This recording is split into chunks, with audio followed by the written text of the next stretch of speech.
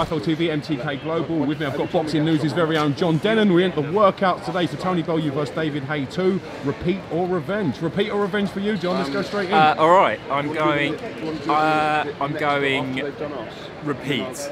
In fact, I'm expecting it to be weird as well. I'm kind of expecting something crazy to happen. Like, I don't know what, but then I wasn't expecting, David's leg to rupture in the first fight. So I think repeat. I think Tony Bellew has shown that he can box with Haye and then take him into the later rounds, and we'll see who sort of cracks as the going gets tough. Do you feel there's an ominous feeling, even though we're this close to the fight, that something could possibly happen with David Haye? Maybe a few weeks ago I was thinking it would, and I was wondering if there was someone who would jump in as a replacement. We did a few stories on Boxing News asking like Andre Ward and his trainer whether he'd be up for it. So maybe we were stirring the pot a little bit there. But now it's so close, all the training's done. I think if something bad was going to happen, it would have already happened. And also from the clips Haye's been putting out on social media, he looks really good, doing his footwork drills, jumping around, throwing power punches. So we'll have a look at him at the workout today. But he's actually been looking, he's been looking in good shape. So I think it's going to be, hopefully it'll be a good fight. Tony Bellew was on form, on fire to say the least at the press conference. Some of his stuff was a bit raw, it touched the bone a little bit. What were your thoughts on Bellew at the press conference? I think Adam Morley was on fire at the press conference. But yeah, Tony seems confident to me, and I wonder if in the first fight he was taking a risk, taking a gamble, and going a bit into the unknown. Now the unknown is slightly more known, and I think he can be more assured of that he can win this fight on points. Doesn't just have to avoid a knockout blow and hope for Haye to get injured. I think now he knows he can, he can box with him and potentially at times outbox him. What did you make of Tony Bellew labelling Ismail Salas Mr. Miyagi? What were your thoughts on that? I mean, I don't know. It's not a very nice thing to say. But then equally, I was surprised that Ismail Salas lost his temper. So he's the coolest man in the room always, isn't he? And as I remember it, did Ismail Salas lose his temper first, and then Bellew labelled him Mr. Miyagi? Actually, to be fair, Mr. Miyagi's pretty cool. I think he was a bit aggravated in the piece that Tony seemed to be talking over him when it seemed to be his time to talk. That's the sort of the gist of it, I think. Well, I don't know. I don't even know what to think. I know Mr. Miyagi's cool. I'm looking forward to the new Karate Kid. That's all I know. Now, you're backing Tony Bellew for the victory. Do you believe it will be a long, drawn-out affair? Do you see Tony Bellew stopping him within the distance?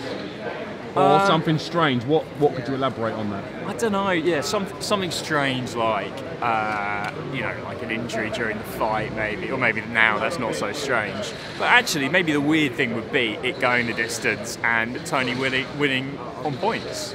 So I don't know why I'm going for Bellew on points. Actually, I do, because when Haye was injured, Bellew chucked a lot of shots at him and didn't, Haye took them. So I'm not sure if he's got the power to knock out Haye. But that again will feed into his strategy for the fight. So I think I'm going to go for Bellew on points. Jacob Selecki last week, a little bit overshadowed by the offer from Deontay Wilder, the Anthony Joshua, Eddie Hearn negotiations. What are your whole thoughts on that situation? Well, last weekend I was all about watching Isaac Dogboe win the World Championship. That's the big story. The Royal Storm. The Royal Storm has landed. That overshadowed everything. The whole Joshua Wilder stuff is pretty weird, not having a meeting. I don't know what's happening there. I hope it's all jostling for position. I hope, and if $50 million is on the table, that's a lot of money. So I don't think Team Joshua want to miss out on that kind of windfall.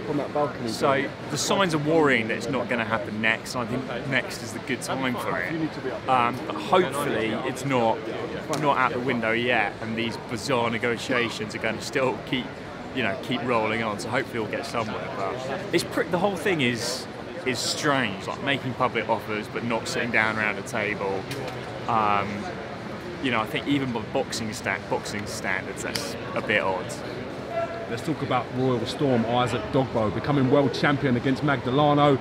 not many people gave him a chance starting out his career. I remember he was in London searching for promoters and teams to work with. He's gone about his business the hard way. What are your thoughts on Isaac Dogbo's achievements? Yeah, no, it's spectacular. Like, he's only 23 years old. And I know he's Ghanaian, but London can also claim him as his own. He like grew up here, boxed as an amateur, boxed for a club in London, and then as a pro, he's been all around the world. Like, he made his debut in Switzerland, boxed in Belfast, boxed in Ghana with like good crowds, as well as New Zealand.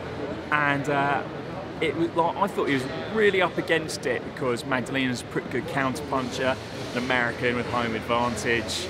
But Dogbo had a nightmare of a first round.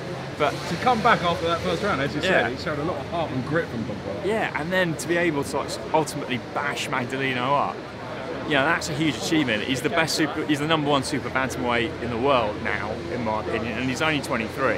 So he's a new star. I think London and England can now claim him jointly with Ghana. Very true. Do you think certain promoters will be kicking themselves they didn't take a chance and invest in Dogbo when he was around the South London sort of scene and looking for opportunities? Maybe, but I'd be surprised if now he's beating Magdaleno, Top Rank, who promote Magdaleno, weren't going to kind of work with him for his next 2 or 3 fights. So yeah, he's gone the long way around, but he's definitely got there, and I think he's sort of hopefully going to be at the top for a while longer. Congratulations, Isaac Dogbo, and your dad Paul, War Dogbo. Thank you very much. See you soon, John. Thank you.